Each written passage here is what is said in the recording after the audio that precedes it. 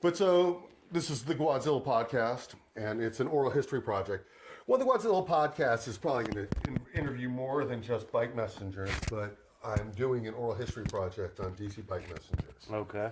And you were a DC bike messenger, and so I've invited you to be on the Godzilla podcast. I appreciate that. I was truly honored when you called me or sent me a text about it. So Yeah, well, happy to be here for sure. I mean, it's the podcast. It's not about me, but I do know you. But I know you because I did a photo project where I photoed bike messengers. Yeah. And you still haven't seen the books, Right. So, but we'll talk. So, why don't you give us a little information? The 411 on you. Why don't you give your name, full name, Daniel, Dan, and then go ahead and tell us what year you started, how old you were, maybe the first company you worked for, how long you worked for, just to get that out quick, and then we'll get into anecdotes. But we just want to give people an idea, for street cred. Okay. I was, let's see, I started about maybe 1999, 2000, and I was 19 at the time when I first started. I didn't really know anything about bike messengers, but I had a friend who basically became a bike messenger, and he basically, like, I tried doing something where I had just come back from Germany from school, and I didn't really have much to do, so it was like, my friend was like, you should become a bike messenger, and I was like, all right, growing up, I rode bikes and stuff. And so he got me set up. The first company I did was Quick Messenger Service. My first real dispatch was this dude named Leo and this guy named Joe Hughes. Okay, so real quick, Leo. What was his last name? I don't remember his last name. But he died. He died him. young of cancer. Exactly. So Leo's a legend, and I mean, Super again, it's not legend, about me, yeah. but I actually do know Leo as well. Okay. And Leo was like a big brother figure to a lot of people. Like, For sure. Like for you to get to have him as a dispatcher, it was more than just having a dispatcher. Yeah, he gave everybody nicknames. I mean, especially not knowing anything, he just kind of like schooled you on like, what you needed to do to like really be a good courier, make money. I mean, and he was just a really chill dude. Like, you deal with a lot of different personalities being a bike messenger. And obviously you could tell that he was somebody that was extremely experienced in it and was just a great guy. And like, he just was really, really cool. And then Joe was kind of really cool too, but he didn't show as much of the personality as Leo did. So both of them were kind of like a yin and yang together. And sometimes it was before, like with QMS, like you had a big, huge radio that they talked through, like a walkie-talkie style radio. And then, eventually it pretty much evolved from there. But like they always sort of kept that radio pretty much for a long time. I mean, I think probably they got rid of the radios maybe like 4 or 5 years ago or something like that. But Yeah. Can you do a Leo impersonation? Leo, Didn't he have like an accent? he did have a very like kind of just like the friend that basically got me into currying, he called him the Baron, and he'd always be like, Baron, always dropping the bombs or something like that. Like he just was very like he could have been like a talk show host or something. Yeah, exactly, or talk radio. Yeah, like for sure. He was very smooth. He's very, like, yeah, and I knew him also. I knew him from bikes. He was a bike messenger, and I was a bike messenger with him. But I also knew him from bars and music. And I think he might have worked the door for a while at a whatever. We liked a lot of the same music, and he was a great guy. And of course, he's a loss, but it is such a great thing for his name to surface. Yeah, because you get to explain some of these dynamics of you were a bike messenger and this person was a dispatcher. I'm thinking about having this friend of mine, Libby Francis, on because she worked in the office. Okay. And I think that some people just need to understand that,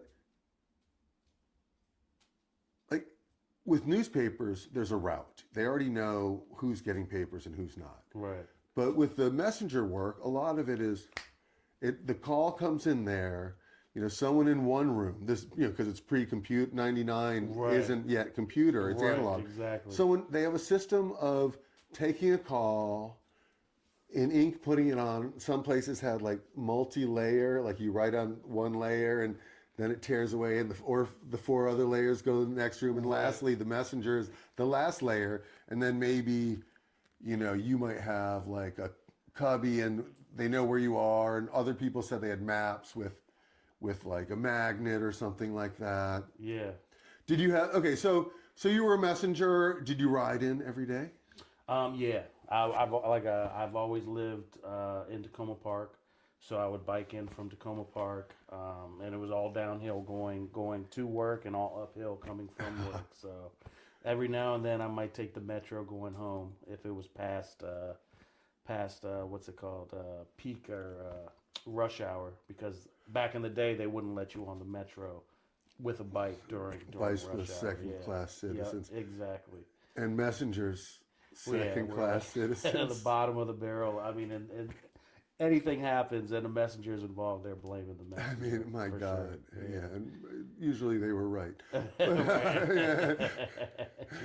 I mean, and that was the thing, is I was like, it was interesting because there were a lot of messengers, and within certain companies, there's all this different type of work and different level work. Yeah. And so a messenger could be fast but irresponsible and not get the work because, I mean, you can't trust them. I mean, some things are time sensitive. Right. And, someone might decide they want to stop in the park. Like, how the hell does someone lose a package?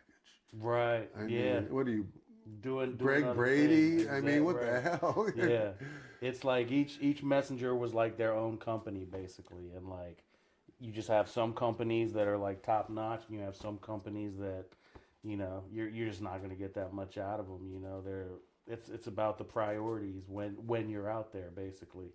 So it's interesting. So like what a lot of people don't realize about the messenger industry is, maybe in '99, maybe on into the early 2000s, but originally there was no bicycle-only bike messenger company.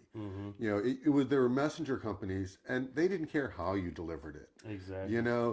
This is in town and this is out of town, and then it would sort itself out. But it really wasn't like, no one ever asked you, like, you could be walking, right. Right. And so so there were all these different people, motorcycle messengers, and I mean there were probably more motorcycle messengers in the 80s and 90s than you were into the 2000s where everything was dying down. But in the 2000s there were probably ex-messengers decided to start their own company, and then they probably just created downtown only bike messenger companies. Right. And did you ever work for any other companies other than Quick? Oh yeah. I worked for just about. I mean, Apple. It was a company. I don't know if they still exist anymore. But nobody exists anymore. But yeah. So there was Apple, what location of Apple did you work at? Apple was in Georgetown, like 3401K behind that. Ich bin ein Berliner. So I know exactly where it is because I work there. But so I think they call it Water Street now. Yeah, they call it. And so Water Street. But yeah, under Whitehurst, and that was an amazing. So did you ever work with Ramon P. Benito, or was he gone by that time? He might have been gone. I never was really super good with names. I knew a couple people by names, but I was Kevin Gilead was the owner. Kevin. Okay, so and I remember there was a guy. My main dispatcher was this dude named Mark. Okay. Who ended up at some point when I got back to QMS years and years later, was like a driver with them or something like that. I'm pretty sure he recognized me, but we never like reminisced like, hey, aren't you that guy like from Apple way back in the day? So I just you see these faces and they just sort of disappear and pop back up. But that's how it was, yeah. But I did Apple. I did Falcon, driving for Falcon, which, I mean, the one company that I never worked with was, I've done QMS, of course. I've done WEX, Washington Express.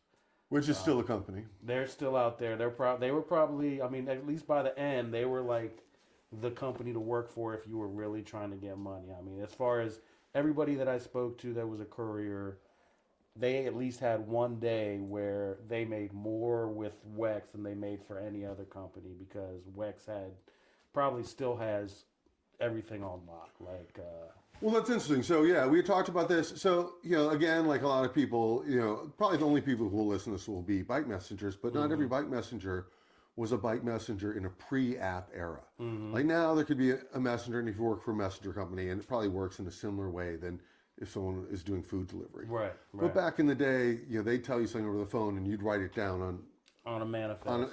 We say manifest, but it's just a Xerox piece of paper with a grid. Yeah. And to, from, blah, blah, blah, signature. Exactly. And you try and keep it nice enough. No, never in the history of time, other than that day, did that signature matter. Right.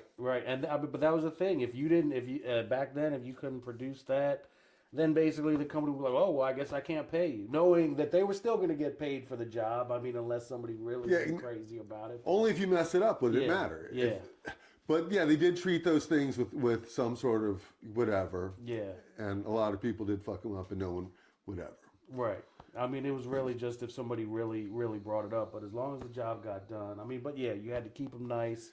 When I was at Apple, it was like their system was you basically got a slip for each job that you did, and they had every single little, like you said, cubby hole or whatever with your name on it and everybody else's name on it, and whatever jobs you did, they just put the slip in your little cubby hole, and that was your day. It was definitely they were one of the last ones, I think, that before they went really computer. Then it went to the little cell phone thing that you could kind of pager. The Nextels. Yeah, too. Well, yeah, no, the beeper. Yeah, the beeper with the first with the words. Yeah. Mm-hmm. Yeah. So just to try and explain, a messenger would either call in, let's say you could even call in and go, hey, what was your number at Apple? Oh, let's see. I had 327. That was with Trans Time Express. 68 was with QMS. I can't remember what I was with Wex, but I think it might have been 327 or something like that. So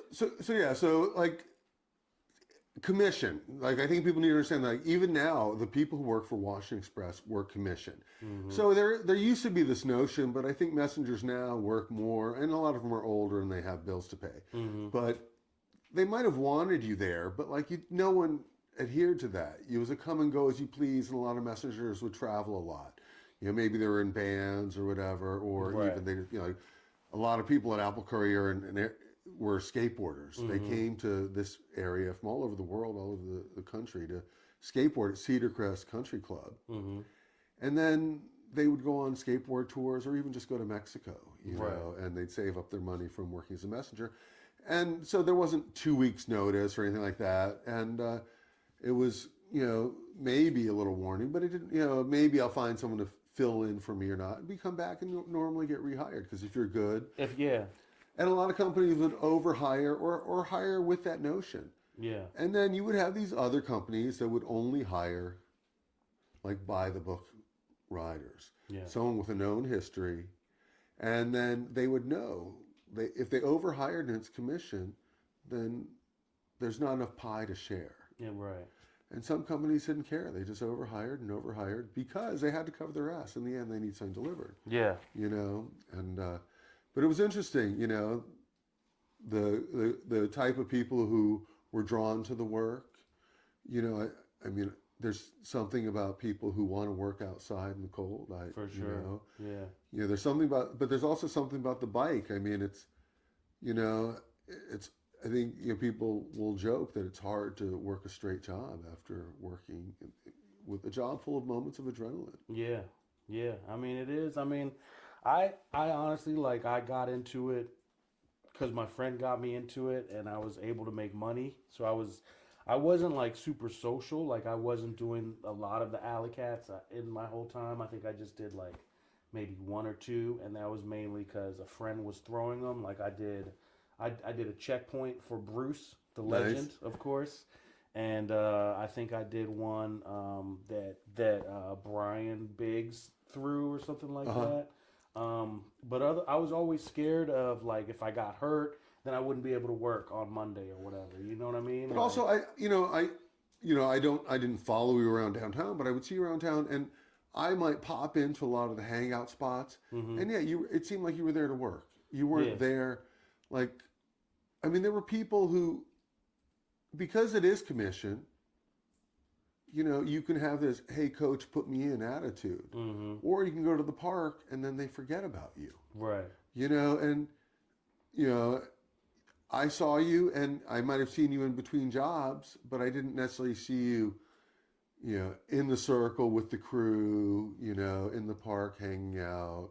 Yeah. Because what could be a 2-minute, 10-minute in between jobs could easily add up to be 45 minutes. You're just reducing your hourly if you're not working. Exactly. And that's definitely the way I looked at it. It was more of, I was looking to get paid by the minute, and if they weren't, and especially some of these courier companies, especially later on, and when I was doing it, it was all about, okay, they paid you like you were an independent contractor, but they kind of wanted everything else like you were an employee. Oh, what time are you going to be checking in? Okay, well, if you deny a job, then you could be getting screwed the rest of the week until they really needed you again. So I was basically like, look, man, you give me that work and I'm going to take care of it, but you make sure you keep giving me that work, because if I'm not getting that work, then I'm looking for work somewhere else. And you can give it to whoever you want to do, but when it gets messed up or whatever, don't call me to try and fix it. So that's just the way I was with him, and that way you can't have any excuses either way. I can't deny the work. If you don't want me to deny the work, fine, I won't deny it. But you make sure you keep feeding me that work. Otherwise, there's no reason for me to be dealing with you guys. But now the funny thing is, the dispatcher always. Now it's funny because all that company was voicing what was implied at any other company. It was very subjective who got work. Oh yeah. And yeah, if you were hooking your dispatcher up with weed, you might get work. Exactly right. If you're housemates with the dispatcher, you might get work. He knows you got to pay rent. Yeah. So once again, fast, efficient is great, but being liked, it helps too. But I mean, I guess mainly for like, I don't know. Like I know I always made money when I was out there. Really, what stopped me from making money was when COVID hit. If COVID had never hit, I probably never would have stopped currying or anything like that. Because it was really just, once COVID hit, I did a little bit of driving, and then I was doing Uber Eats, but it just wasn't the same. And then I was just like, all right, I guess I got to get something that's more steady. I So guess. you're saying, 99 to 2020. Well, I did it till, let's see, I've been with where I'm at now, FedEx, for like technically, well, I guess I started in 2021. So yeah, so basically 99 to 2020. And then within that time, I drove a little bit. I was driving way back in the day too, where you had a map. So I had like one of those like foldable maps. ADC map, yeah. I had the ABC joints, and I also had, it was just like this fold map. Like it was like, it folded out to probably like the size of this couch. And it was Baltimore, Virginia, and basically just that whole DMV, They made including the books. Virginia. You should have just got the. Yeah. But Well, I had the books but too, but man. so again, let's. I'm using this episode and I am talking a little bit more, but I'm thinking maybe I can help fill in the blank. So what people don't realize is like, so you're talking about 1990 to 2000. Like I don't know the timeline of technology, but all of that was in a pre-handheld GPS era.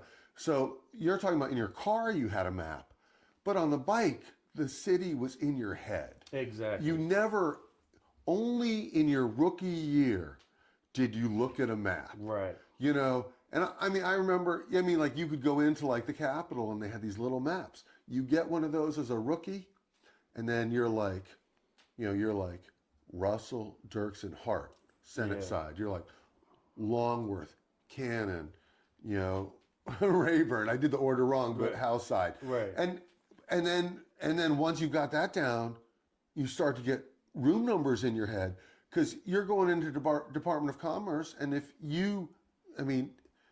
1099B is this entrance, but there's some other number. That building is a major city block. Exactly. And at that, in the earlier days, you could go in any entrance. Right. But if you went in the wrong entrance, goddamn, you wish you had brought a skateboard because you were covering some ground. Yeah. You know. Yeah. And that's a sad thing about Uber. I mean, I don't want to go into Uber, but I was thinking that somebody with brains, math, and a computer should sit there and look at Uber calls and factor what equals, a livable hourly wage or even minimum wage. Because if there's $1.50 job, there's no way that you can travel from where you are to the restaurant. And we know the food's not going to be ready. So time is going to be spent there. You get that, you pick it up, and then you travel to that place, and then you go into a building, and then you have to walk and drop it off at the person's place, and then wait for them.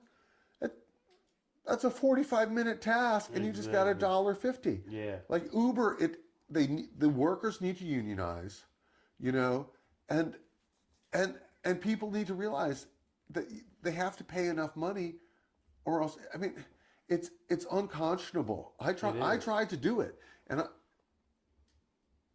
I couldn't. $20 an hour, I couldn't hit it. It's crazy. I mean, because also I think Uber, the dispatch, is actually just a computer. It's not even a person that's like sending out the jobs. And what I saw with Uber was, if I was like, coming in sort of here and there, it would hook me up like crazy for that time. But if it saw that I was like, okay, I'm here full time and I'm doing Uber like it's my full time gig, that's when it started really giving me the $1.50 jobs, and because it felt like, oh, you're going to take whatever I give you because like you're out here all this time. Yeah, I wonder. It would be interesting to know how the algorithm's designed. What does it reward? Now, there's this one guy. Do you remember Suave? Yeah. So Suave worked as a messenger for a million years, and it's been a metamorphosis. And he worked for Urban Stems for like, I don't know, 8-10 years, whatever. And he also does food delivery, but he cherry picks. He won't take $1.50 job. Right. And so, but that works if you're going to be out there all day. Yeah. But if you're just trying to say, I'm going to do this for 3-4 hours, you can't not take jobs in that hour. Right. So I thought that because I'm such a sucker taking $1.50 jobs, they're like, oh, you'll take $1.50 jobs. Right. We'll give you $1.50 jobs.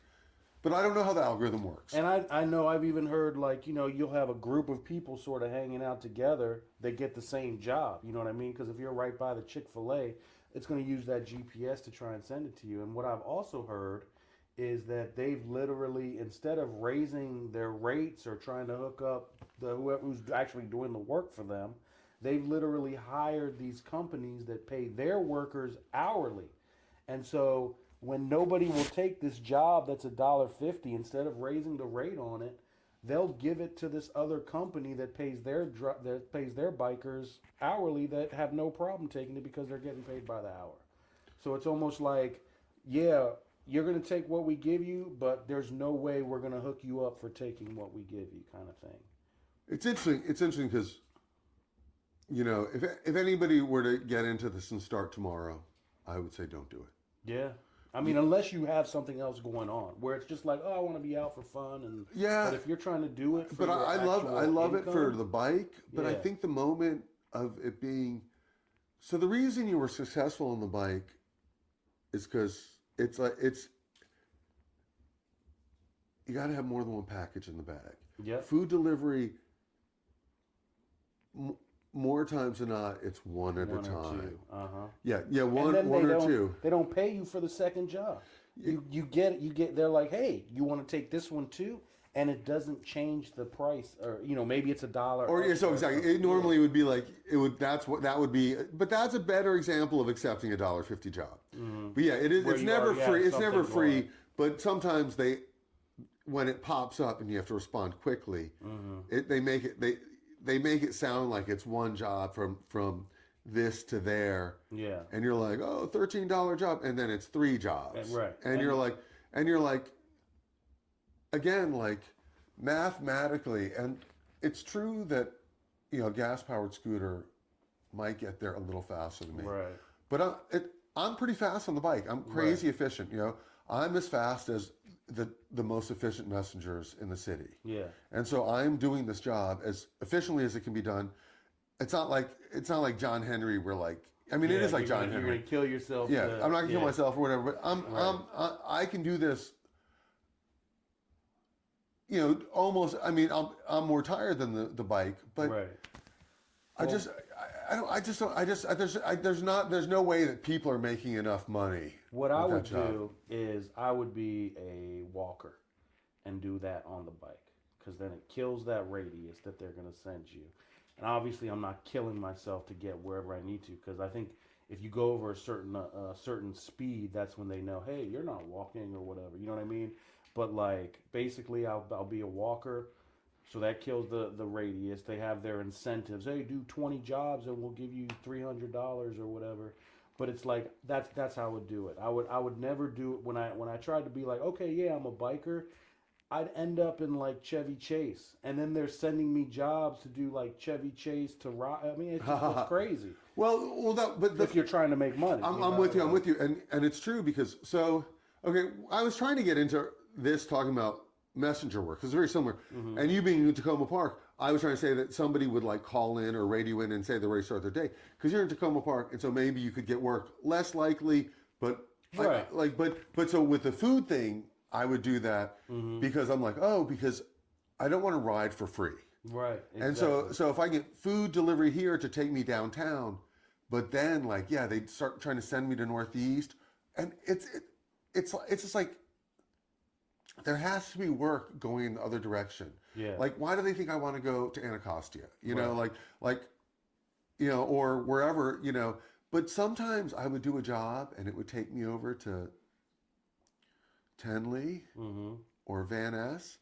And then I would do these and it was hard work, but I would do these from Connecticut to Wisconsin, like these squares. And I was like, wow, I'm making money in this upper northwest part of town doing food delivery because there's nobody else here, So maybe there are still pockets where people could figure it out. But you know what? The gas powered guys have figured it out. Right. They're everywhere. And you know what? More power to those guys. I don't want to get into some politics of immigration. I mean, of course that's an issue, and it's a bummer that they're taking people's others' nickel. But man to man, those guys are trying to live a good life, Right, yeah. And it's a mockery to anybody in DC who's unemployed. These people don't even know the language, and they've etched out, a job in an industry for themselves. Yeah, they've been working. I mean, I think I'm like whatever. I don't care about the language. It's if you're out here to work, you're out here to work. I think most of the borders are kind of like man-made, so I don't really believe in them like that. So it's like whatever. But as far as just the whole aspect of like, as a when I was couriering for like courier companies, it was more so like you're getting screwed on the percentage that you're getting or whatever. It's just about who can give you the most money. But at least like, they say they're giving you 50-50, and then you see the brochure, you're like, when you actually see what the client is paying somehow by accident, you're like, I didn't get 50% of that. But what it is at least you're getting. If you got 5 jobs going to the same place, you're getting paid for each one of those jobs going to that place. Whereas with Uber, it's like they try and just put everything into one job. But the difference is basically like I was saying with the messenger companies, they want you to be an independent contractor on your pay set, but as far as how they're treating you like an employee, whereas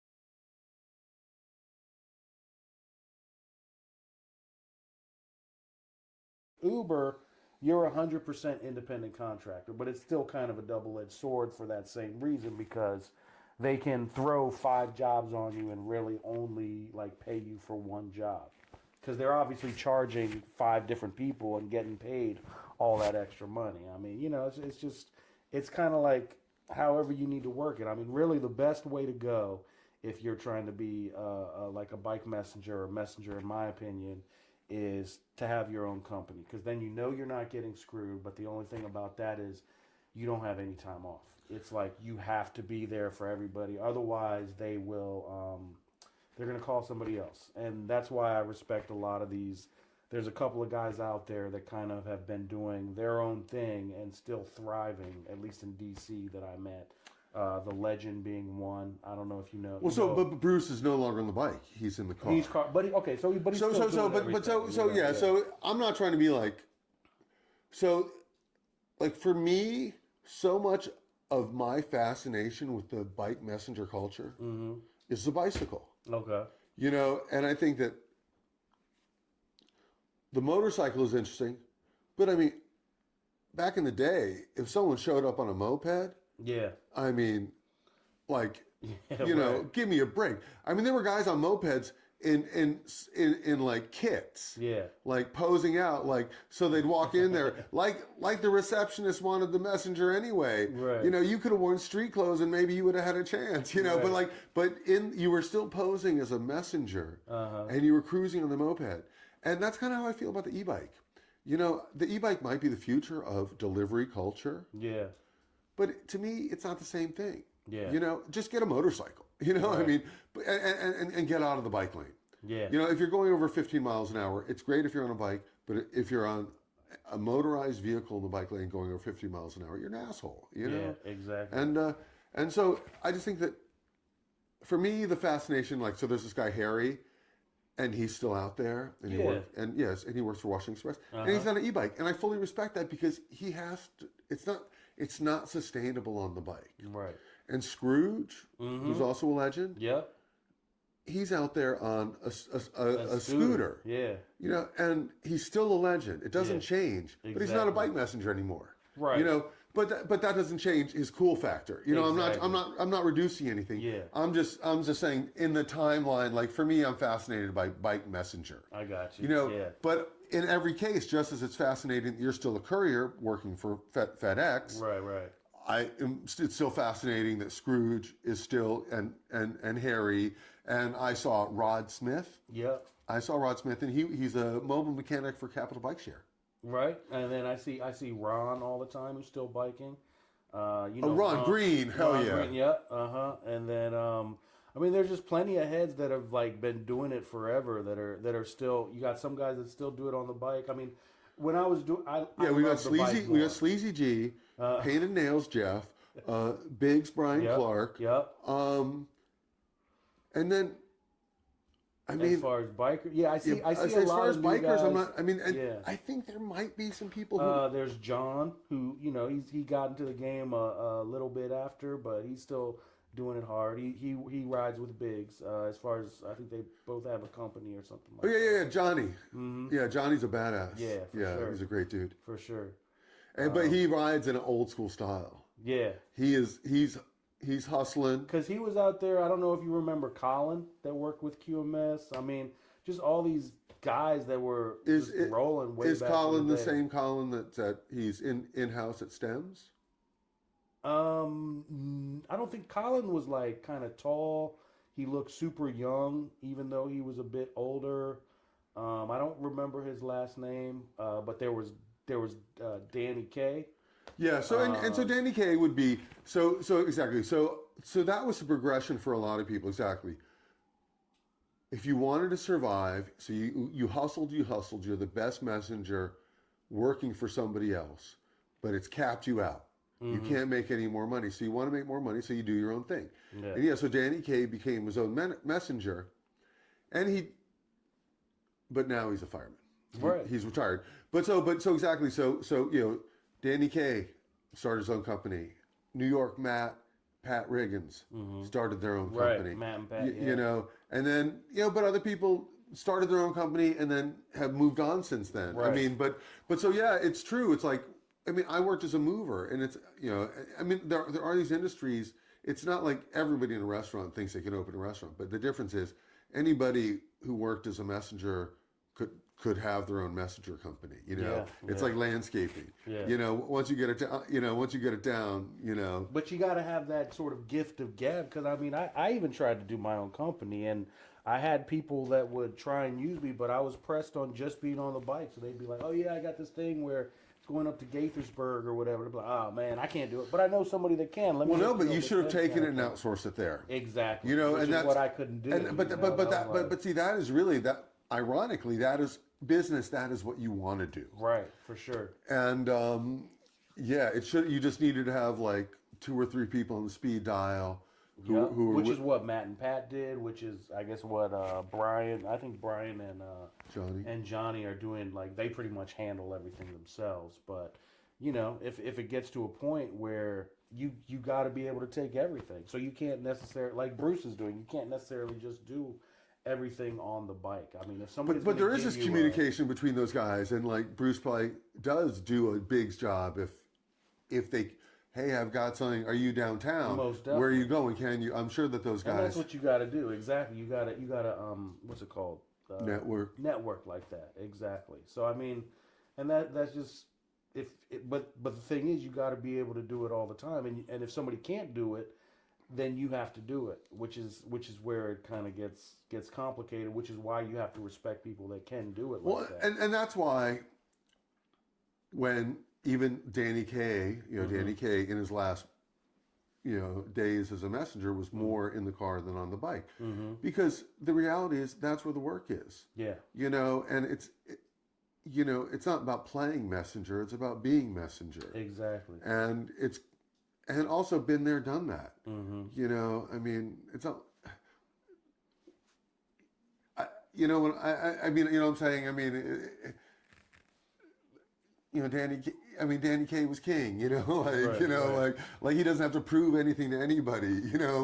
Like, oh yeah, so what? Your messenger company drives a car and you're not on the bike 5 days a week. You're a businessman. You're an adult. Exactly. When it comes down to it, if it's work, that's why you're doing it, to make money. And so the bottom line is to make as much money as you can doing it however you need to do it. Yeah, I mean, you had guys that would literally, it's been happening all over forever. People do line standing, which is like literally just standing in line at one of the congressional buildings for somebody that's going to pay you like $200 just for sleeping there so that they can get a nice. No, I've worked for Rick Peel and Chip Landis, and I'm going to interview Chip Landis, and I should interview Rick Peel as well. And yeah, and it's funny. So there was an offshoot of the Jon Stewart show. What was it called? Full Frontal with Samantha Bee. Okay, yeah. And so Samantha Bee did a piece on lobbyists, and lobbyists get their name because they would wait in the lobby or whatever before going into these meetings, these hearings, and or whatever. I'm not a historian. And so Samantha Bee's doing this piece on this, and it's about the line stands. And she goes in, and Jay Moglia, is there, and because he's a professional, he's first in line for sure, and because he's the man. But he's in his Raw Talent Ranch kit, like racing jersey, racing shorts, and probably racing shoes. Right. Because as soon as the line stand's done, he's getting on the bike. He's on the bike. And probably he's got a couple double wrenches waiting on him. Exactly. But Samantha Bee is like, "What are you, a podcaster?" And Jay Moglia, rest his soul. Also, a legend of the DC scene who died too soon. Yes, sir. Yep. But so I'm going to get you another beer, and I'm going to get you these books. Okay. But you can keep talking to me. And what I want to hear is like what was your first bike? And you can just talk at a normal level and record. I'll hear. But so you didn't really hang with the people, but you rocked the fixed gear and you had dreadlocks and shit. Like what sort of scene were you hanging out with? Were you a graffiti artist or what? Like, you know what I'm saying? Like you weren't hanging out with those people, but you were hanging with somebody because, you were urban. You looked like, a bike messenger. Word. I had my very, very close friends I've known since preschool. So we are basically brothers, you know what I mean? So that's like my family member friends or whatever. But as far as, there was always respect between me and pretty much anybody else that was out there working that I saw every day. So yeah, every now and then, I'd go out with the couriers and go get a beer, stop at some bar or something like that.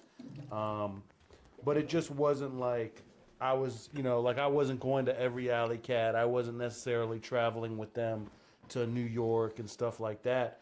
But there was no like we knew each other and we were cool and everything like that. It just like I wasn't part of that scene every time that scene was available, like most weekends I was hanging out with these guys that weren't even bike messengers or whatever. They were more guys, like I said, that I've known since pretty much preschool or whatever, and we were just doing our thing, whether it be, I think it was just how we were, growing up. I was going to, like on a couple days after Halloween, we'd go to like Potomac where all the really, really nice houses were, and we would tear up pumpkins with like machetes and stuff, like real late at night. We go around hitting people's mailboxes with baseball bat. We were just causing mischief, and like that's just what it was, like. And I think being a bike messenger was pretty much doing that and getting paid for it. Because when you were that pumped up and some car like cut you off, or you were ready to do some damage, and it was just like that's where it was, like. You just kind of own the streets, and that's sort of what I looked at it like. Thank you. Either one. Thanks. Well, you can have both of them. Thank you. Okay. Can I put this right here? Yeah. All right. Cool. Those look nice. Real nice. But Okay. so it was just kind of that job where I remember I tried to work in the food business, and it just wasn't my thing. But being a bike messenger, you had the freedom of being out there. Like the whole streets was your office, and it was just a great feeling when you had like something that looked like it was impossible as far as, hey, you need to get here in under 20 minutes, basically going across the whole city, and you were able to do that. Like there was a feeling about that I definitely loved, like in all sources of it, because it's not just the athletic aspect of it. It was like, the fastest thing you have as a courier is your mind, and being able to adapt to whatever is going on to stop you from getting to that time, to getting to that job done on time or whatever, and that's what I liked about it. Yeah, I would rather someone else tell this story. I think that some people will try and explain how. It was like this on your mark, get set, go, and you just as there's the alley cat. The alley cat is a game to simulate the day-to-day life as a messenger, and Right. You could be given a series of pickup and drops, and you catalog in your brain those things, and you may reference your manifest because you have time in between jobs to double check. There's always, why not double check? But you're going here or there, and you have addresses. They're like a friend's house. Someone says like the law firm name, and the address, and the floor, and you know how to get there from wherever you are. Right. And then if they have jobs, you've ordered them, and the most efficient route. And then once you're on the bike, it's great to if you can get on, let's say, a one-way L Street or I Street, going that way, and you're making the lights. But that's not always the way it goes. Right. And sometimes it's a hustle and flow. But I don't know. I think, now I don't know if, commission, there just aren't enough jobs that anybody would necessitate. In the 80s and 90s, it was this deliver or die type concept.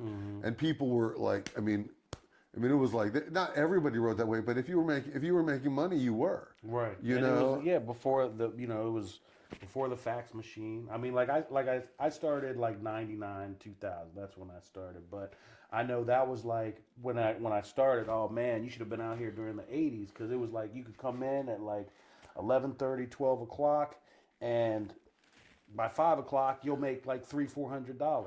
Well, that never happened. And but then when I started, it was different, because if you came in at 11:30, 12 o'clock, you might as well not even show up. the only way you're going to get that money, which is something Leo told me, was the early bird gets the worm, basically.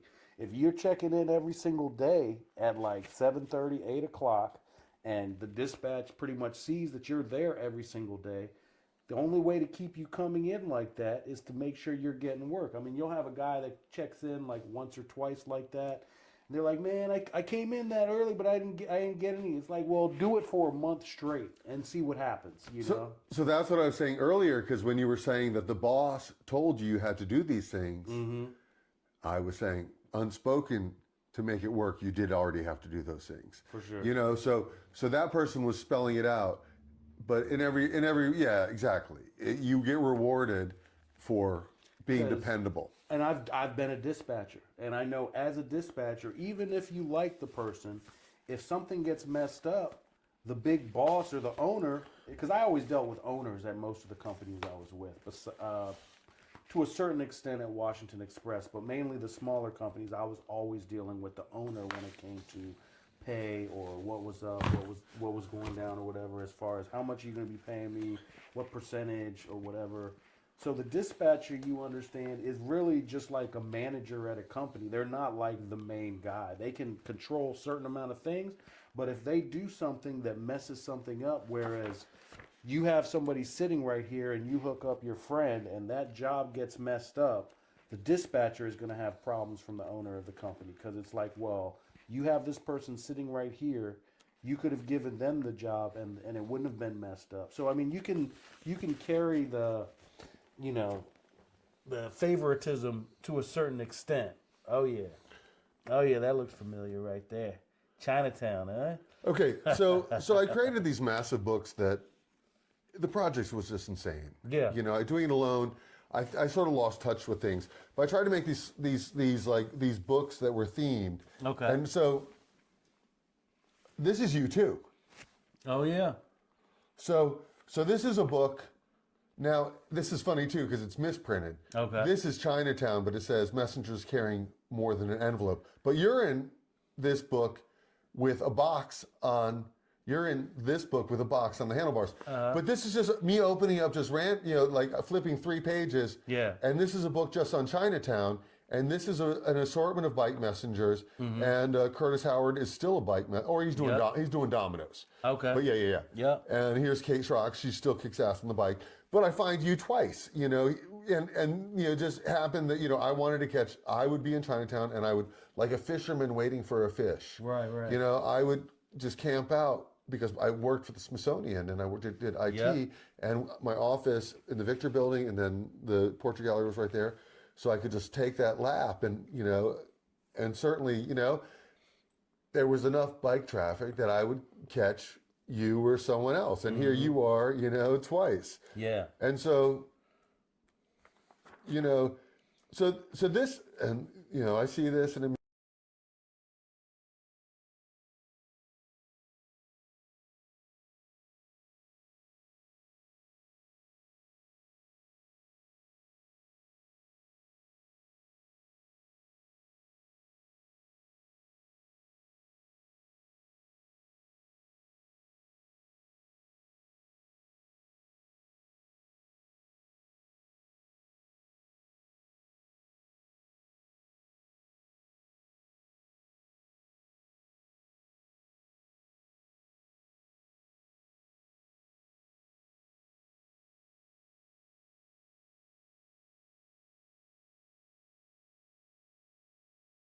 Yeah.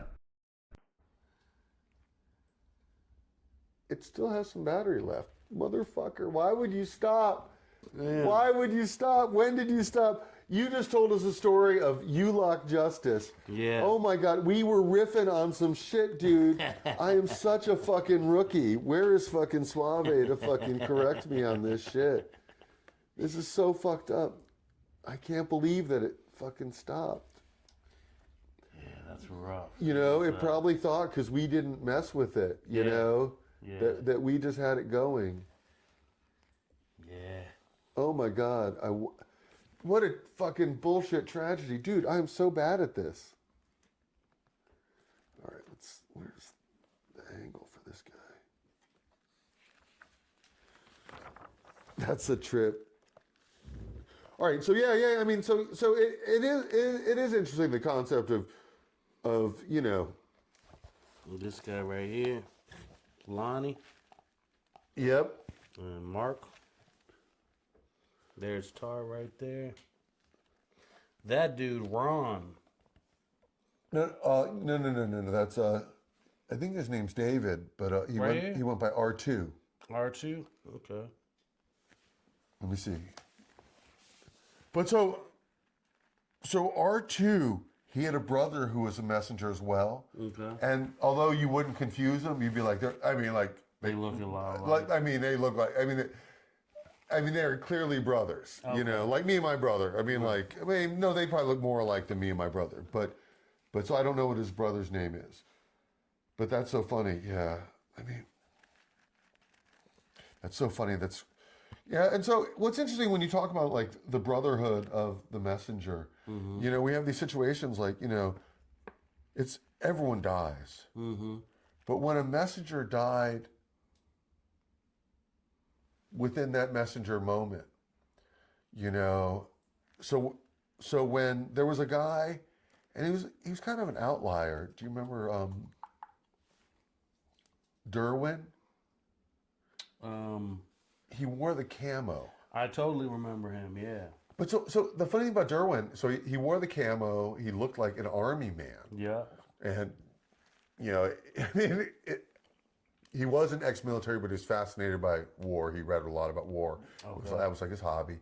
And, but, you talk about, you saw people every day. But the messengers were part of the city landscape. If you worked in an office, and people work in offices for decades, they would recognize and see the same people on the daily, and they'd have this idea in their mind or this curiosity, and I'm sure lawyers of that era were all like, Derwin stood out, like what is up with this guy, and Ozone stood out. You were talking about Ozone, and we didn't record it, and because I'm a rookie, but Ozone dressed up, like a superhero, 104 degrees, and he's in full like motorcycle gear, and like you said, he like strapped all this plastic stuff to us, and I have photos. I need to find some photos of Go-Go Gadget. Go-Go Gadget. I said Ozone, something else, but Go-Go Gadget. And I of course said I'm wrong to say that I think crack was involved, but I think crack was involved. But he was fast too, because I remember like when I dispatched him, one of the first times I saw him, he was blowing by me like on K Street or something. But when I dispatched him, he'd be like 10-4 on it, and I thought that was so cool. Like he would just be like, "I'm on it." Like I don't have to worry about it anymore. Like because he's just on it. You know what I'm saying? Like whatever job I gave him, like copy that, on it. It's like, yeah, man, true that. You are on it. So here we go. Here's just one photo of a bike messenger. And this is Russ Langley. And Russ Langley, similar to Chris Schmidt, was a local messenger that crossed over to bike racing. pro, semi-pro racing. Okay. And then here is Spencer, and also heavy in the racing scene, even as a masters racer. Okay. And so it is interesting, like some people just discover. It's the best way to train, if you're a bike messenger, it's kind of one of those really good ways to train if you're like, because a lot of people, they would, what is it, like the Cat 1 and Cat 2, these guys were like real serious. Remember there was a dude, I don't know his real name, but everybody called him Midget. Yeah, he had one blue eye. Right, and he had like won some like I don't think they called him Midget.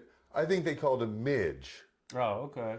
Well, I think he jumped over to but he was Amtrak. short. Yeah. But he was, But he was a badass cyclist? He had won like some regional bike messenger race that was like, some crazy thing. And it was like, he like did it on a mountain bike or something. No, a BMX bike. A BMX or something. It's not my story to tell. Well, I just heard of it. I didn't witness it or anything, but it was like, he basically came in like third in this super crazy race, and like he basically. But remember, it's an alley cat. Oh, I don't think it was an alley cat. It was like a straight. It might have been, but it was like a straight up we know there's pirate pirate. Yeah. behavior in the races. True. Yeah. So here are some interesting photos, you know, of like this is a longtime messenger, like maybe not Scrooge, but you know, I just wasn't always feeling comfortable taking everybody's photo. You know, especially adult black men. You know, I mean, I don't want to say that like the same person who goes up behind the press and says, "Hi, Mom," that same person will tell you, "Don't take my picture." You know, like you know what I'm saying? Like they want to be in control when they have their photo taken. Right. You know, it's just weird for a stranger to take someone's photo. But in the same respect, you know, so do you know Lawrence Colbert? Yeah. I need to get with him. I don't know how he's doing, but I mean, I feel like I became friends with people because of the photo process. I totally know that name. I got to see the face. Lawrence. Lawrence, yeah. Super tall. He you know, he lost one of his legs. Yeah. Yeah. And so for me to think of somebody who spent their life with the freedom of riding on the bike to lose her leg, what a tragedy. Yeah. You know. I know when I was driving, I would take packages out to Baltimore, and this was, you know, maybe 5-6 years into being a messenger, so probably around like, you know, 2000, 2005, 2006, somewhere in there. There was actually somebody who rode a bike in Baltimore with one leg, and he had like his crutches, and like he had this whole thing where he could set it up, and I mean he was working, you know what I mean? Oh yeah, Big Lawrence, Big L. Big L. He was big. He was. Nicest dude too, man. Like really, really chill guy. Hey, that's funny. You said Big L. It's Big Tony. Big Tony. Nice. But so Tony, in his last years, I mean, you know, the messenger thing declined. He was out shaking a cup. Oh wow. You know. Yeah. And yeah, I mean, and I'm not trying to tell a story, and I'm not trying to say, you know, I mean, like, and here's Moon, you know, and you know, I mean, that's his life. I mean, life is not as kind to everybody. There was Crazy Dave, if you remember him. This guy was out of control. I wouldn't trust that. That's you, dude. Oh, he was kind of out of control.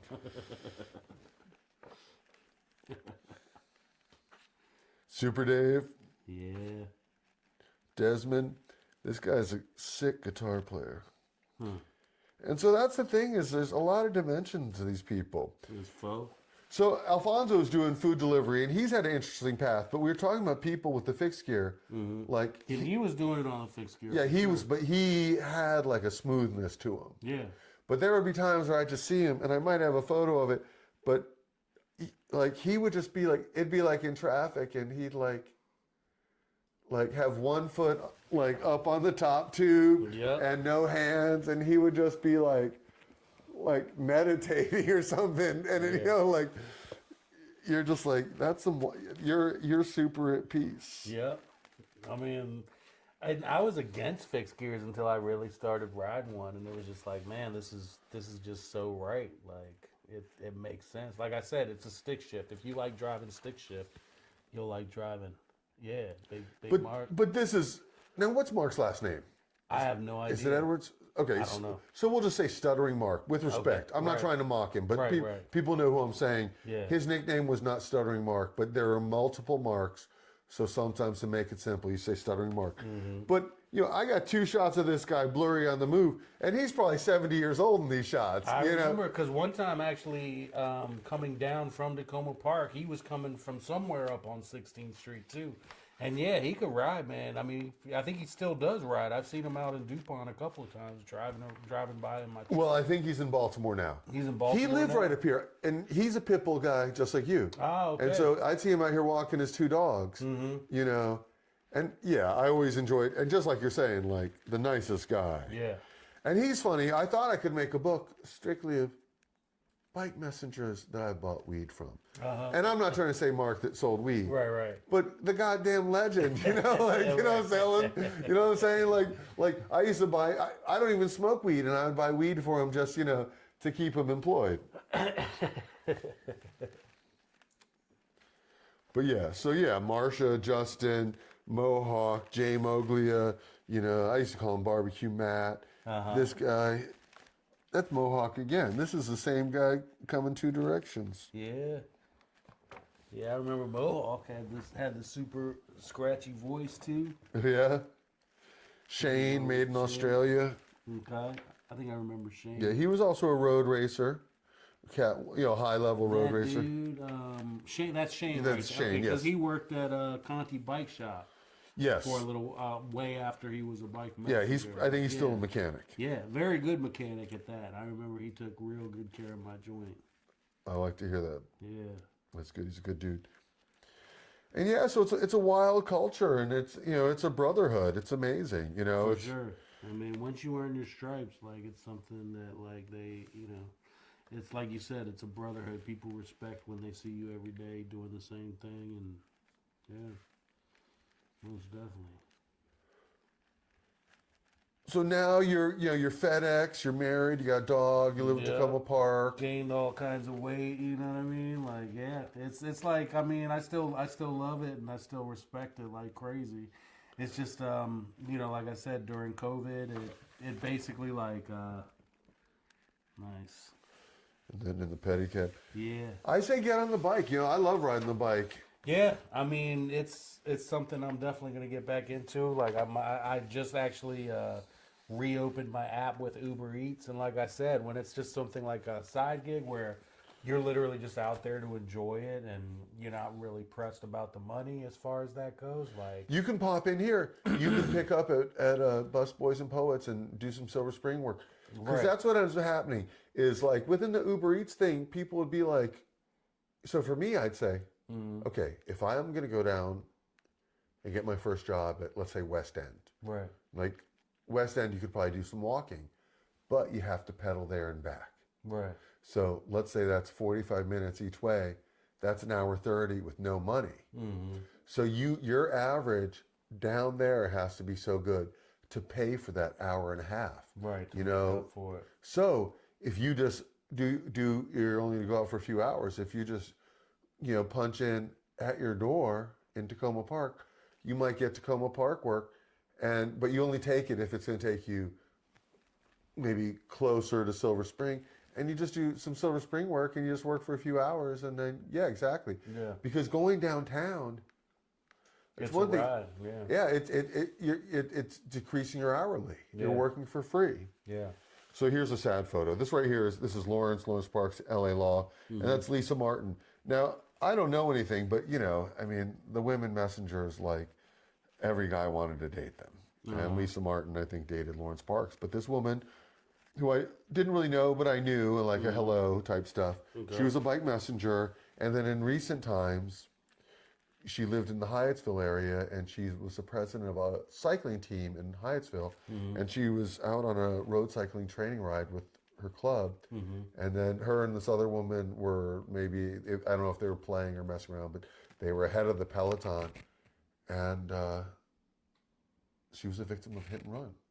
Damn. And so she was killed just like 2 months ago. Wow. Lisa Martin.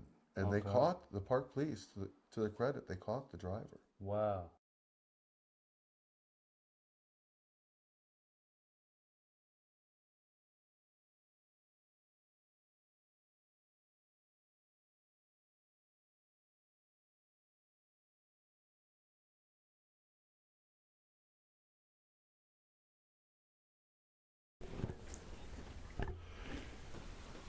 All right, I'm here, the holiday edition of the Quadzilla podcast, in my living room, filled with smoke, with the fireplace going, Christmas tree lit, and I've got Daniel Duadu. And Dan and I have been talking, we've been going through these books, we've been talking about the DC messenger culture, and we're talking about it both in general and specific anecdotes. And of course, in my rookie behavior, I think we talked our best stories without the device recording. And now we're on a new device. We don't have any more video, but we don't need video because we're just talking. All that's important is the conversation, because we could just do the still photo of you on the bike to go along with the stories. Cool. And so we've talked about a lot of things, and we've tried to, I think it's been a great conversation, because I think we've really tried to give a greater background to the messenger industry on how, like, maybe the day-to-day things work. And we talked about how jobs would come in and how maybe the dispatcher would issue the jobs and how there could be a relationship with the dispatcher that would affect things. Mm-hmm. But then we just got into this other aspect that you were not W-2, but you were independent contractors with a 1099. And so no W-2 1099, they were claiming that you were independent contractors, which means they didn't pay taxes.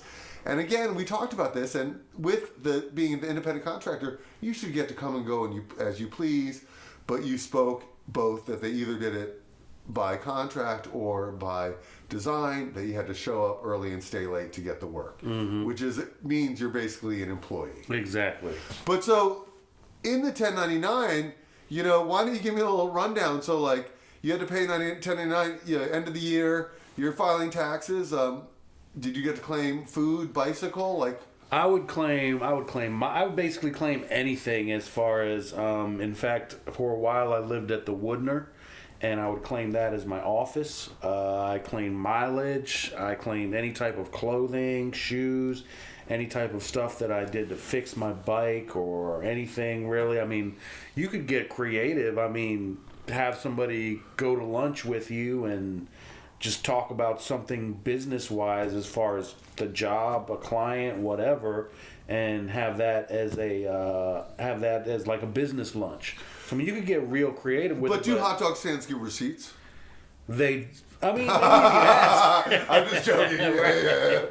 I mean, I guess a bike messenger business meeting.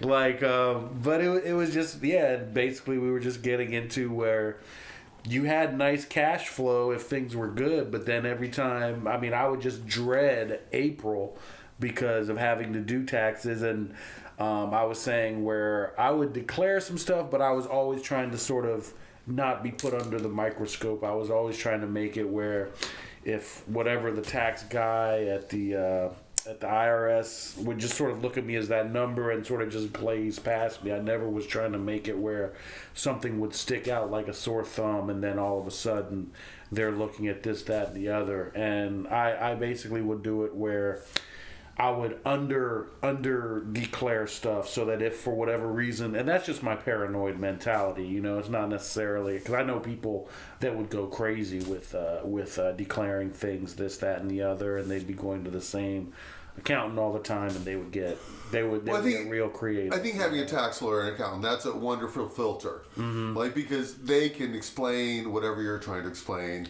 such that the IRS can understand. If the layperson goes into it, they just don't know the language, and they may just fill out the forms incorrectly, right, or not present it in such a way that it should be received. Yeah. But so, what's interesting is, the messengers were a lot of them were very much outliers, and I think that a lot of the messengers, in this 1099 situation, may have not paid taxes.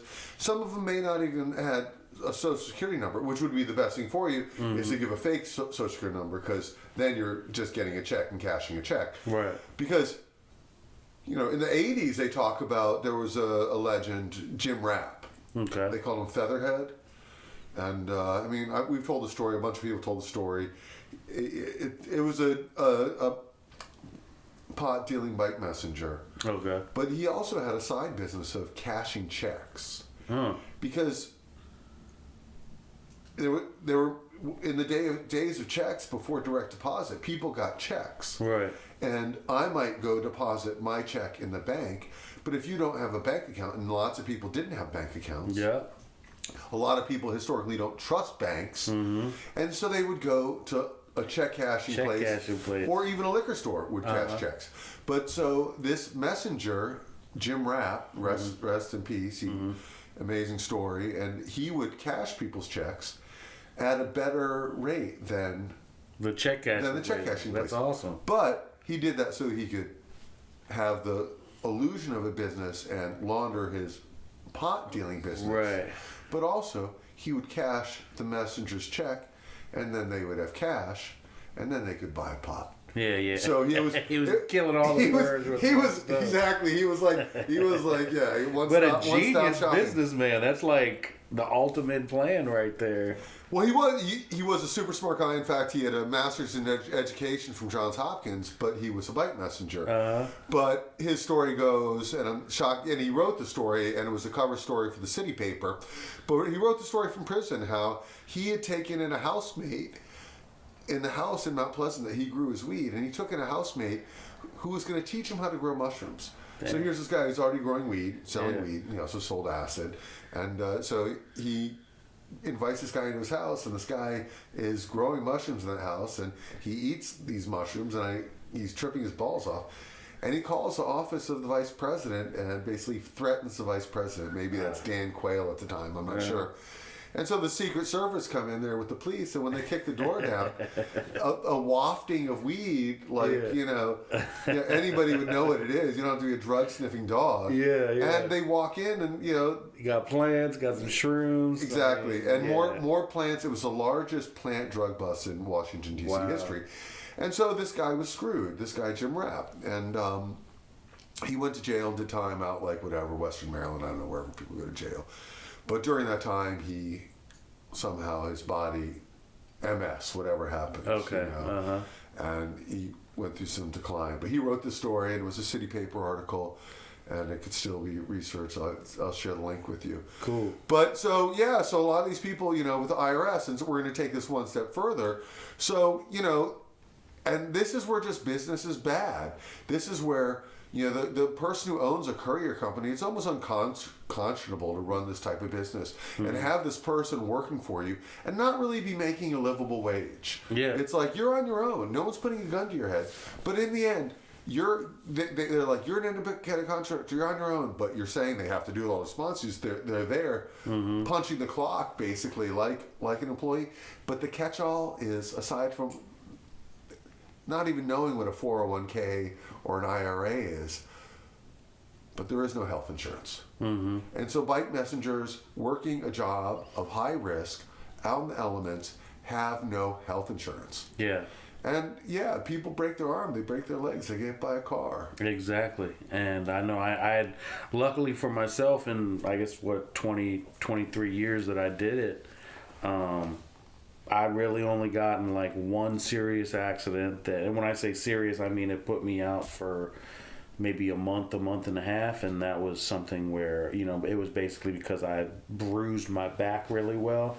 I know people that have gotten way, way worse as far as died or, broken femurs, broken legs, all that kind of stuff, which is 100% worse than anything I've experienced. But, basically, without insurance, I had to pay back the hospital, I had to pay back the ambulance ride, I had to pay back the person whose car that I ran into. And it just gets to this whole thing of being an employee now and seeing what the mentality is. It seems like it just when things are going right and you're not an employee, it's all good. But when something does happen, and you see how little that these courier companies actually have your back when something goes the opposite direction, as far as what really made me stop was when COVID hit. And basically the company I was with or associated with, I always corrected people when they'd be like, so who do you work for? I'd be like, well, I work for myself. I don't work for this company. Technically, I work with them, But basically it was they were like, well, if you have a car, you can drive. It was just and I'd been with this company for 5-6 years. And it was there was just no hey, you've been pulling for us. You've been here all these days. These rain days, these snow days where nobody else was out and we were relying on you. But then the second any of that changed, as far as there's no work or there's none of this, they just sort of turned their back on me. And it was you realize that you've actually been on your own the whole time. And and they have say it with the 1099, but I'll tell you, I was in an accident. I'm trying to think. Yeah, working for Apple Courier. Mm-hmm. And Kevin came, saw me in the hospital, and those guys looked out for me. And yeah, I think everything was on the up and up. Okay. But I'll tell you, actually, the surgeon at GW, and I had a bad experience with the hospital. Because I didn't have insurance, they didn't give me immediate treatment. That's crazy. And they wheeled me into a closet. And I had an open air fracture, so I had to get 2 surgeries. I had to get a surgery just to clean the bone so I didn't get gangrene. Jeez. And what was it that was broken? I broke my clavicle, and I have a steel plate there. And no, get this. And I'm in the hospital, and when I'm getting my x-rays, I'm telling them, I say, don't take any beauty shots. Just take the shots we need, because I'm paying out of pocket. Uh-huh.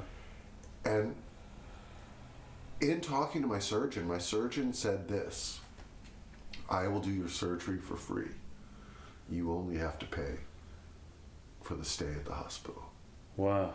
Yeah, and I would love to say his name to give him credit, but I don't want to, Right. But that's a doctor who's there for the right reasons. And exactly. He's a renowned surgeon who does the sports medicine for the local athletes and GW athletes, etc. Okay.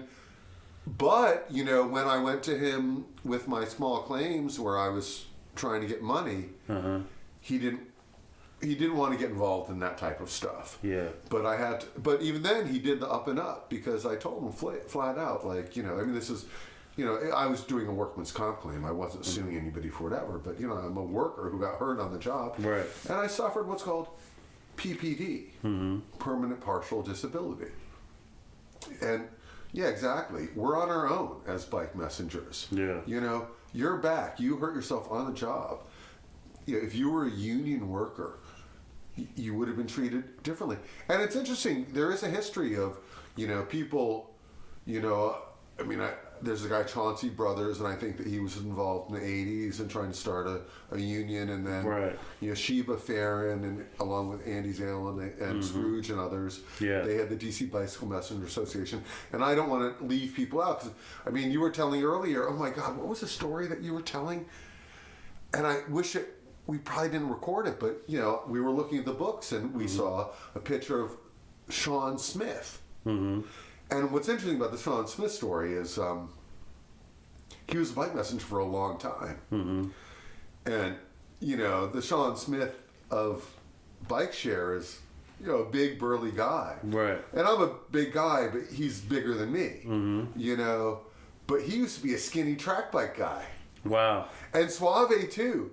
Suave was a skinny track bike, or he didn't just ride track bike, right. but these guys were skinny, and they were super fast, messengers zipping in and out of buildings and whatever. Yeah. And adult life. It catches up with you. Yeah. I know when I stopped biking for about a year to jump onto FedEx or whatever, most of the places that you go to as far as joining just about anything to a delivery job like FedEx or whatever, one of the things they tell you is, oh yeah, you're going to lose weight. You're going to lose weight because you're walking more than, But it's like, dude, I was riding like 50 miles a day when I was like in that prime right before COVID or whatever. And it's like I actually gained like 50 pounds in the first year that I started working with FedEx, because it was just like, when I was biking, I could eat anything, any time of day. Yeah, but what's interesting is, yeah, exactly. But there are fat bike messengers, and there are fat postal workers, whatever. It's only the ones who are really doing a hyper level of, not every bike messenger is a bike racer. Exactly right. You got some people that are out there chilling. Some people, that are just coasting. They're not as worried about they're not looking at it as being paid by the minute. I would say they're looking at it more as like, hey, I'm out here. I can do this a couple of times and make whatever. And that's the thing. Some people are out there. when I was out there, I was like, I'm trying to make $1 million every day. That was like my goal. Yeah. So yeah, exactly. So yeah, there's a lot of ego involved, and so within the company, people will compete for top dog. Right. So of course people want the money, but there's also the ego of I make the money, and it's not the same money because it's more money than the guy at McDonald's is making, but the guy who's having you pick up the package is making 5 to 10 times. Exactly. And then when it really comes down to it, during tax time, you find out you really weren't even making that much money at all because of everything you have to give back to the government. And in fact, the company that's giving you the money or having you do the job is making money off of you by doing a tax declaration on you. Oh, where I got this job, but I had to have him do it. I had to pay him. So there's a tax write-off on that. And there's basically, it's just hand over hand of being at the bottom of the barrel and doing most of the work, which I guess is kind of the way of America. Well, then it is true. The harder you work, the less money you make. And people complain all day about how hard they work. It's like, I guess it's hard work waiting for a plane to go give a talk or go to a conference. Yeah. But I'm carrying a piano up a flight of stairs. Exactly. And I did work as a mover, and it's like, yeah, if you work 8 hours, you work 8 hours. Yeah. If you're a bike messenger, and there's people who work in-house and stuff like that, but the commission messenger, it's clear. It's by the job. Yeah. Which will break down to by the exertion. And the smarter you are, the less sweat you have to break. Exactly. That's not to say that people don't work hard, and it is mentally taxing to be a lawyer or whatever, and to read and understand things, But, the physical fatigue, like you said, we were talking earlier, and sometimes you take the metro home. Yeah, I mean, couriers take naps in the middle of the day. It's 100 degrees out. It's exhausting. And it's just gotten worse as time progressed. I remember, just compared to when I started to the later years of before I guess I sort of stopped or whatever, it was just the summer days. I mean, you felt like a boiling egg or a boiling lobster because it got so thick. And I mean, you could tell the difference in like the ozone. Whereas before, I mean, you had some hot days, but they were a lot drier and not nearly as like feeling baked by the sun, and I mean just feeling it in my head or whatever. That's interesting. That's interesting to think that in the last 10, 20 years that the summers in DC are a different summer. Oh, yeah. And that makes complete sense because the winters of the DC and the Mid-Atlantic are different. I'm not a skier, but as a child, you would have flurries several times before Thanksgiving. And ski resorts on the East Coast would be open by Thanksgiving. Yeah. And there aren't enough cold days to make snow before Thanksgiving now. Right. So yeah, climate change is real, and it was interesting. I made this fire and it smoked out the place, and I was like, damn it, if Daniel complains about this, I'll tell him that he spent 23 years sucking in exhaust fumes from a metro. It's nothing. And no, it's insane that, and I remember there was a guy who tried to market these masks with like tiger teeth or a snake mouth so that people would think it's cool to wear a face mask. Yeah. And he was like this New York guy. And he had this great salesman and energy, but it was too corny.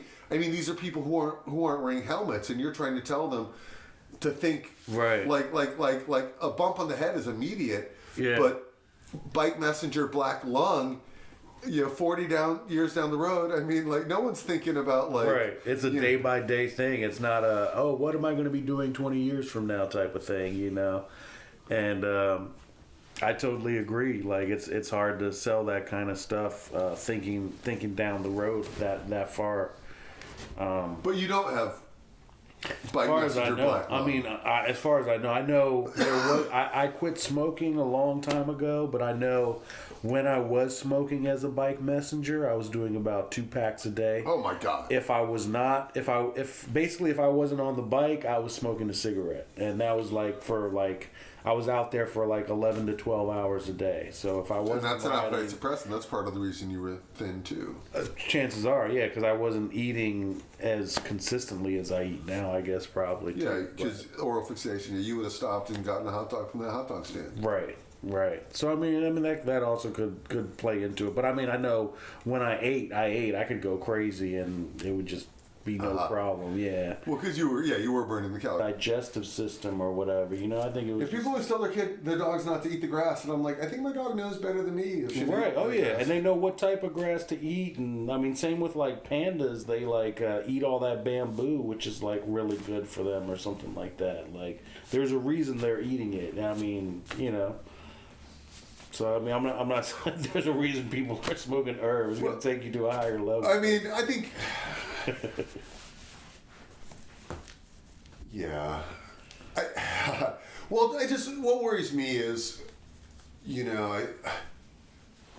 the movie Heathers, the girls are going to the party and like someone's like, whatever. And she's like, yeah, smoking weed at a party is okay, but smoking every day. And I think society, I think there's different people who approach it differently. Mm-hmm.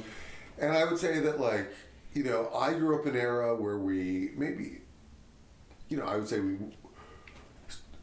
there were cigarette ads on TV when I was a kid. Uh-huh. Drinking beer was cool, and, we drank at a very early age, and then when we drank regularly, we drank in excess, mm-hmm. and we developed a lot of really bad habits. And my sons drink far less frequently. Mm-hmm. And they may have the times when they go out and party and get drunk. My son, the night before Thanksgiving, he goes, yeah, I said, oh, you're going out with your friends tonight? He goes, yeah, Blackout Wednesday. And I said, oh, the night before Thanksgiving is Blackout Wednesday? He goes, yeah. I said, yeah, that's cute. You know what we called Wednesday when I was growing up? Blackout Wednesday.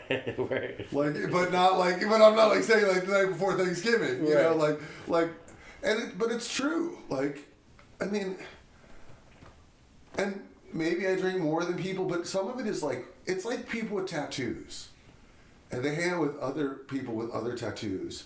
And if someone's covered with tattoos and you have less tattoos, you almost don't see yours. Mm-hmm. So, like, if I'm drinking a lot, but the guy next to me is a heroin addict, it's like, I don't even see my drinking. Right. And I think that the counterculture does that to us, I hung out with punk rock people or messenger people, and some of these people are out there. But now that I look at it, I was one of those people that was out there. Right. Yeah, there's a reason they were hanging with you. But yeah, I mean, it's a mentality, like you said, to be out there and just to love. You gotta love the environment. You gotta love sort of what some people see as stress. You kind of see as an adventure, like. Well, I think it's an autonomy of you always do. To a certain degree, you are your own boss, mm-hmm. And I think that. But there's just something about it, like that guy Harry who still does it. He mm-hmm. talked about it in a episode that I've yet to edit, mm-hmm. and I just think that there's something about like the being outside, even when it's bad. Like I think mm-hmm. that I don't even know what to say of it. It's like you just it doesn't. Bad, you're talking about by weather or by weather, yeah. But weather, traffic. I mean, right? Like it's. I mean, it's quirky. Yeah. And I think it's like, but yeah, anybody who liked it loved it. Yeah. Another person would have stopped it immediately. I